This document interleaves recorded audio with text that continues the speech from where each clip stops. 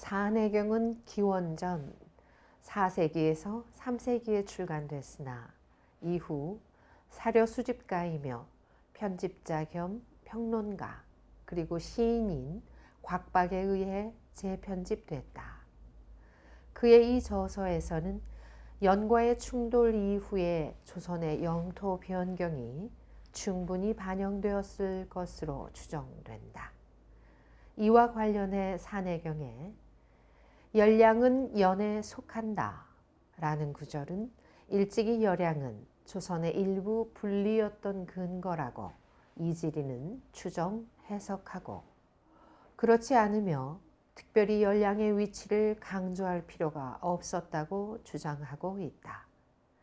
이지리는 계속해서 연에 의해 빼앗긴 조선의 2000리의 실지 속에 열량이 포함되어 있었을 것이라고 추정하고 있다. 그리고 이어 열량은 기원전 3세기경에 연의 동쪽 지방이었다고 하고 있다. 사서에 의하면 연의 영토는 결코 요양의 요하 동안보다 더 멀리 확대된 적이 없었다. 또 열량은 현재의 요서 혹은 요동 영역에 위치해 있었다. 열량이라는 단어의 의미를 검토해 보기로 한다. 대개의 학자들은 그것을 열수 연안지대로 설명하고 있다. 물론 열수는 강의 명칭이다. 그러나 이지리는 다른 해석을 내리고 있다. 그의 의견에 의하면 열량은 지명이 아니고 열수의 북쪽 하안을 의미하고 있다고 말한다. 방언에서 연 북방 지역과 조선의 열수 사이에 몇 개의 방언들이 분포되어 있었다고 거듭 강조하고 있는 바와 같이 이러한 주장에 동의해야 할 것이다. 오직 단 한 번 사료에서 이 지역이 연의 동북쪽 영역이라고 지적됐다. 이제 열량이 실제로 연의 북쪽에 위치했었다고 결론을 지을 수 있을 것이다. 방언에는 또한 다음과 같은 구절이 있다. 열수 제요동, 즉 열수는 요동에 위치한다. 이제 모든 것이 밝혀진 듯하다. 열량은 연에 의하여 지배된 조선의 서쪽 영역이다. 열량의 열은 요동에 위치한 열수의 명칭인 것이다. 그러나 여기서 명백한 모순이 또 발견된다. 즉 요동은 연의 북쪽이 아니라 동쪽에 위치하였었던 것이다. 요동이라는 단어는 현대적 지리명으로서의 그 의미는 요동의 동쪽 지역이다. 이로부터 이지리는 그러한 명칭은 고대에는 현재의 요동을 지칭한 것이 아니며 요하의 서쪽 지역, 즉 현 요서 지방으로부터 난하의 동쪽 지방까지를 이름한 것이라고 주장하고 있다. 그의 가설의 타당성에 대해서는 소련에서 출판한 사기에 딸린 주석에서도 확인되는데, 거기에 보면 요동은 현재의 요령지방의 동남쪽 지역이며 하북지방의 동북쪽 지역이다. 달리 얘기하면 전국시대의 요령의 서쪽 지역은 현재의 요서에 해당된다.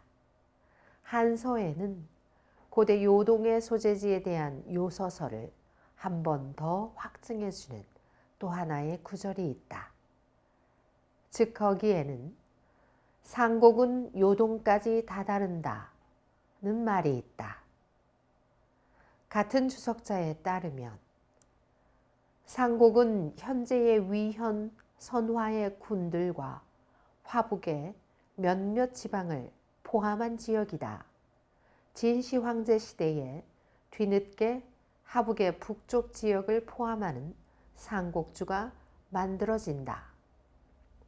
요동이 뜻하는 의미를 피하면서 고대의 사료를 인용하여 이지리는 고대에는 요수가 현재의 요하라고 불리운 것이 아니라 난하라고 불리웠다고 논증했다.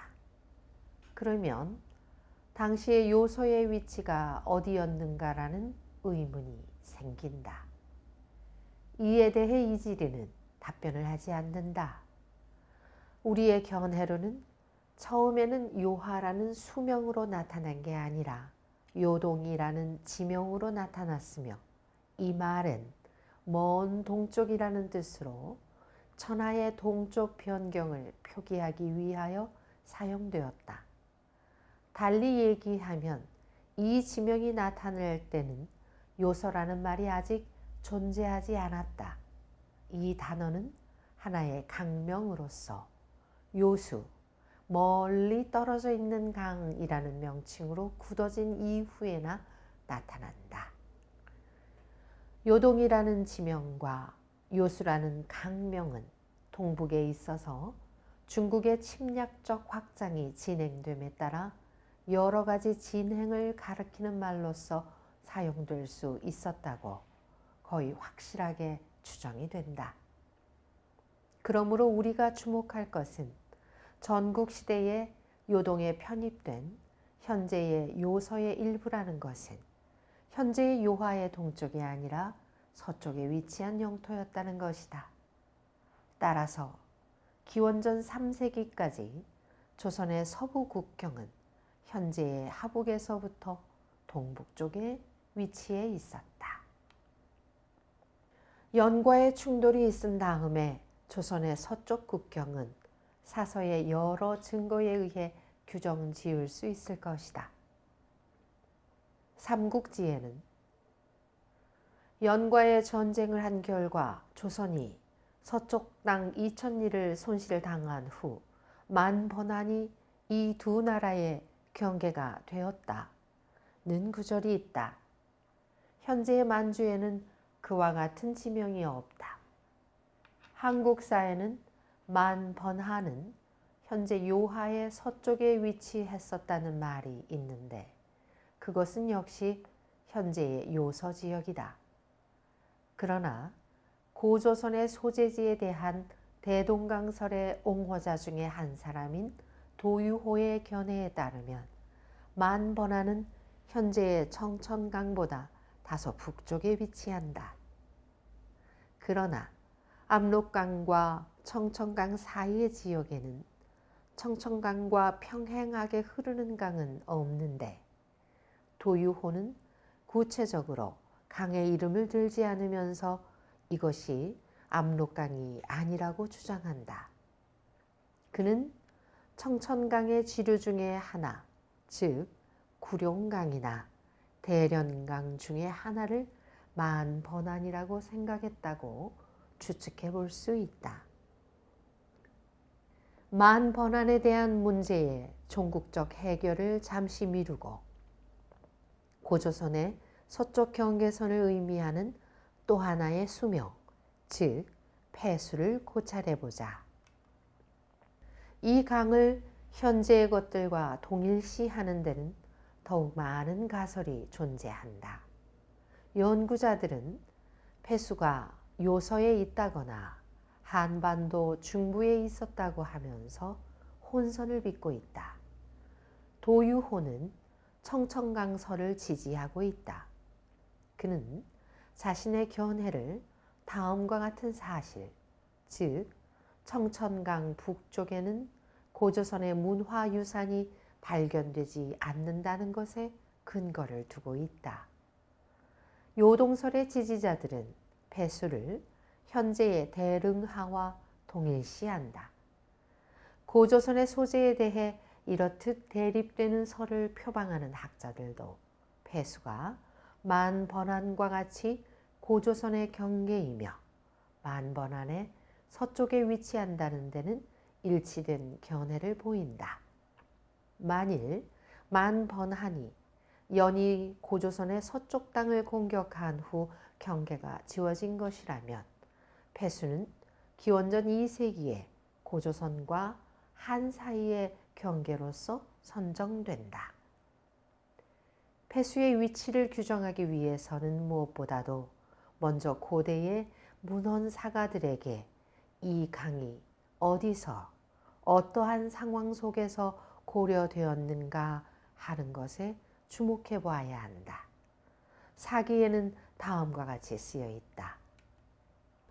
여는 강성한 상태에 있을 때 진번 조선의 영토를 정복하고 거기에 자신의 관리를 앉혔으며 경계 보루를 세웠다. 진이 연을 괴멸했을 때 위의 영토는 요동 너머에 있는 국경 밖 지역으로 남아 있었다. 한은 흥기의 초기에 요동의 옛날의 경계를 재건했기 때문에 거리가 멀어 그 지역을 보존하는 것이 어렵다고 생각해 폐수를 경계선으로 하고 이 지역을 연의 영지로 하였다. 엔야 비추린의 때는 불명확한 부분이 많이 보인다. 부분적이긴 하지만 연의 영지로 귀속시킨 지역이 요동에 있는 옛날의 경계선이라는 것 등이다. 이병도는 이 부분을 다소 다르게 번역하고 있다. 위대한 연은 전국지대에 진번과 조선을 굴복시키고 거기에 자기 나라의 관리를 앉히고 보루를 축성했다. 연을 진압한 진은 연의 영토를 점령했다. 이후부터 진번과 조선은 요동 보루의 영역 너머라고 알려졌다. 한이 일어나 진과 교체하였을 때 멀리 떨어진 영토를 유지하기가 어려웠으므로 한은 뒤로 물러났고 요동에 옛날의 보루를 재건했다. 경계선은 폐수를 따라 확정됐다. 남쪽에 위치한 진번과 조선은 한의 예속국인 연의 일부분으로 편입되게 됐다. 이러한 다른 해석은 잘 이해되기는 하지만 여기에는 번역자의 억측이 많이 삽입돼 있다.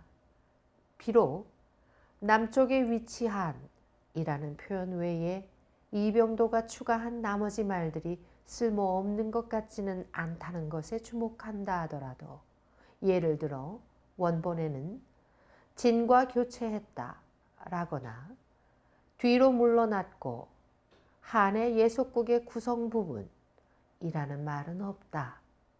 이 부분에 대한 다음과 같은 번역은 주의를 기울일 만하다. 기원전 3세기의 연의 공격 부대는 고조선 영토인 조선과 진번에 침입하여 거기에 보루를 세웠다. 그리고 나서 진이 연을 누르고 그 나라를 요동의 영토인 방어 지역에 편입시켰다. 기원전 3세기 말 한이 흥기했는데 이 나라는 이 지역이 대단히 멀리 떨어져 있어 옛날의 요동 보루를 재건하고 폐수를 경계로 삼았다. 앞서 번역과 지금의 이러한 번역이 근본적으로 다른 것은 후자 쪽이 다음의 점을 강조한다는 데 있다. 즉 연은 조선과 진번 지역을 점령한 것이 아니라 침입했다는 것. 여기서 조선이라고 하는 것은 고조선이 아니라는 것. 고조선의 행정구역 중의 하나라는 것. 연은 요동에 있는 진의 외곽 영토에 편입되었다는 것 등이다. 또 다른 번역이 북한 사가들의 고조선에 대한 더욱 최근의 연구에서 이루어졌다. 연은 그 힘이 강한 시대에 진번 조선을 점령하고 거기에 자기 나라의 관리들을 앉혔고 보루를 세웠다. 진은 연을 괴멸시키고 진번 조선을 요동의 외곽 영토에 편입시켰다. 한이 흥기했다. 한은 그 거리가 너무 멀어 이 영토를 보호하기가 어려웠다. 때문에 그 나라 한은 옛 요동 보루를 재건하고 폐수를 경계로 삼았다. 가드너는 다음과 같이 한다. 즉 명백하게 기원전 3세기경의 연은 이미 요동의 제민족과 한반도 북부에 대해 단순한 영토권 이상의 어떤 통치권을 확보했으며 사마천은 연히 그 흥성기에 한반도 북부에 대해 통치권을 확보했다는 기록으로 조선에 대한 언급을 시작한다. 가드너는 고조선과 한반도 북부의 구분에 대해서는 어떠한 언급도 하지 않는 듯하다. 이옥은 한국사에 대한 자신의 연구에서 단지 기원전 2세기에 많은 사람들이 난을 피해 압록강 너머의 한반도 북부의 피난처를 찾았다는 것에 주목한다. 결과적으로 그는 한과 조선의 경계를 압록강이라고 추정한다. 따라서 두 저자는 고조선의 소재가 대동강에 있었다는 설을 지지한다. 이지리는 이 부분을 분석하면서 폐수는 진이 건축한 만리장성 동쪽 끝에 있는 강, 즉 난하라고 결론을 맺는다. 엄밀히 해석된 원본에는 다음과 같이 돼 있다. 은 자신의 번영기에 진번 조선을 굴복시켰고 자기 나라에 관리를 앉혔고 보루를 세웠다. 진은 연을 괴멸시켰고 요동의 외곽 영토를 점령했다. 한이 흥기했고 멀리 떨어진 지역을 방비하기가 어렵게 됐다. 한은 요동의 옛날의 보루를 재건했고 폐수를 국경으로 삼았다. 마지막 두 개의 문자 속연에는 세심한 연구가 필요하다. 대다수의 연구자들은 그것을 본질적으로는 엔야 비추린과 같이 번역한다. 즉 그의 나라를 연의 영지에 부속시켰다. 그들은 한이 진번 조선 지역을 연의 일부분으로 편입시켰다는 것을 고려해 두고 있다. 대다수의 주석자들은 이 문구를 그렇게 이해한다. 그러나 여기서 앞뒤를 연결짓기가 힘든다. 필자의 생각을 실제로 추적해 보기로 하자. 연은 진번, 조선 땅을 점령했고 보루를 세웠다. 진은 연을 무너뜨렸고 외곽 영토를 점령했다. 그 후 한이 강성하게 됐다. 한은 외곽 영토를 보존할 수가 없어 옛날의 요동 보루를 재건했다. 즉 실질적으로 진번 조선을 포기했다. 따라서 우리의 견해로는 소견은 연이 바로 그렇게 복종시켰다고 번역해야 한다. 문맥이 이러한 견해를 보충해 주는데 바로 이 문구 다음에 다음과 같은 말이 나오기 때문이다. 연왕 로관이 반란을 일으켰다. 결국 여기서 폐수는 연이 한때 점령한 지역의 일부분을 한이 포기한 이후 조선과 한의 국경이 된다. 즉 폐수는 만번한보다 서쪽에 있게 되는 것이다. 폐수는 사기의 다른 몇몇 곳에서도 나타나는데 엔야 비추린의 번역에 따라 그것을 인용해보자. 연 지역 영지의 통치자인 로관이 봉기를 일으켜 흉노에게로 갔을 때 위만은 죽음에서 벗어나와 1,000명가량의 같은 무리를 모아 동쪽의 타국인들을 자기 쪽에 끌어모아 그들과 더불어 국경을 넘어 동쪽으로 갔다. 배수를 건넌 그는 진의 옛 황무지 흙보루가 있는 곳에서 정착했다. 진의 옛 황무지가 배수보다 동쪽에 위치했다는 것에 주의를 기울여 보자. 흙보루가 있는 옛날의 황무지 또는 문자 그대로 보루가 허물어진 채 남아있는 황량한 지역은 요동지역으로 되는데 그 지역은 진이 점령했으나 한이 그 흥기 초기에 포기한 땅이다. 여기서 명확한 것은 흑보루가 곧 요동 외곽 또는 요동에 있는 외곽 영토라는 사실이다. 사기 권 115에는 같은 사건이 다르게 서술되어 있다. 연의 봉후인 로관이 봉기하여 흉노로 도망쳤을 때 연의 신하인 위만은 죽음에서 살아나와 1,000명의 동조자를 모으고 타국인인의 신망을 얻어 국경을 넘어 동쪽으로 떠나서 폐수를 건너 부왕의 조선국을 넘어뜨리고 진왕조의 옛 공지를 점령했으며 무기와 조선에 있는 이국인과 연과 제로부터 온 이전의 이주자들을 굴복시켜 그들을 통치하기 시작했다. 동쪽 지역에 폐수가 있는 곳에 전도를 세웠다.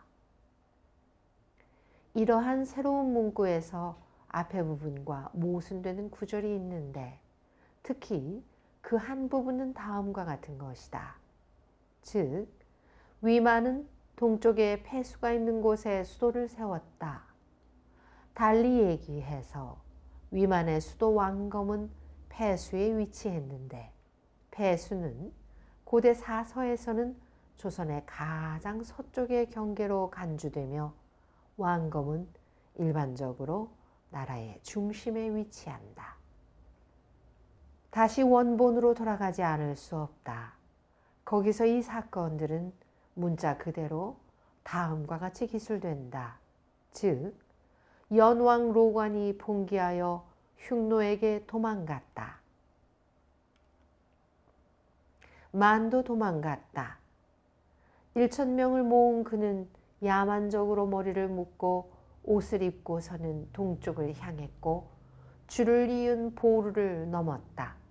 폐수를 건넌 그는 진에 버려진 옛 땅에 살게 됐으며 진번, 조선의 야만인들 그리고 연과 제에서 이주한 지 오래된 사람들을 복종시켰다. 왕이 됐고 왕검은 수도가 되었다. 위에서 보여지듯이 여기서는 왕검성이 폐수 옆에 존재했다는 것에 대해선 전혀 언급되지 않고 있다. 왕검성이 동쪽 강가가 아니라 폐수의 동쪽에 있다는 것에 대해서는 사기 원본에 붙은 주역에서 얘기되고 있다. 즉, 신차는 말했다. 왕검성은 폐수의 동쪽인 낭랑의 관구에 있다. 위략을 인용하여 삼국지인은 폐수를 다음과 같이 나타내고 있다. 한왕조가 로관을 연왕으로 임명한 후 폐수가 조선과 연의 경계가 됐다.